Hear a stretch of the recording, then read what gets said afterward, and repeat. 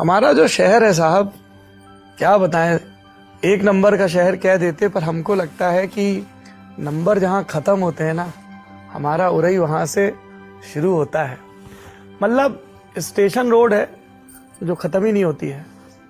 फिर आता है स्टेशन जहां पे मिलते हैं शर्मा जी की कैंटीन के रसगुल्ले कुल्हड़ में। आप शब्दों पर गौर ना फरमाएं, क्योंकि वो असल में गुलाब जामुन होते हैं, लेकिन हमारे उरई में पिछले कई हजार वर्षों से उसे रसगुल्ला ही कहा जाता है, भले ही जमाना कितना भी मजा उड़ाए। हमारे यहाँ ठीक ठीक तय नहीं हो पाता कि धूल हवा की वजह से उड़ी है या किसी ने देसी गुटखा थूक दिया है तो उसके दबाव में धरती उबल पड़ी है। हमारे यहाँ एक घंटा घर है जहाँ पिछले दिनों ही नगर पालिका अध्यक्ष ने फाइनली एक घंटा लगवा दिया है, तो नाम कुछ चरितार्थ हो गया है। हमारे यहाँ तमाम बड़े पुराने खानदानी शहरों की तरह सबसे शानदार नमकीन और मिठाइयाँ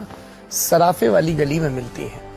हमारे यहाँ हर 3 मोहल्लों के बाद एक सब्जी मंडी पाई जाती है, और कुछ एक मोहल्ले अभी भी ऐसे हैं जहाँ से गुजरते हुए सिर्फ एक नजर भर देख के आपको पता चल जाता है कि इस मोहल्ले में बादशाहत किसकी है। अगर आपको बहुत सारे ब्रास बैंड वालों की वो चमकीली गाड़ियां दिख जाएं तो आप समझ लीजिए कि किसी की शादी की सबसे जरूरी रौनक यहीं से रवाना होगी। अगर आपको हवा में बारूद की गंध दिखे तो चौंकी मत, क्योंकि हो सकता है कि इन गलियों में पुराने जमाने के आतिशबाज रहा करते हों, जिनकी तंग गलियों के बीच बने बड़े मकानों में अब भी होली, दिवाली, दशहरा या फिर टेसू के लिए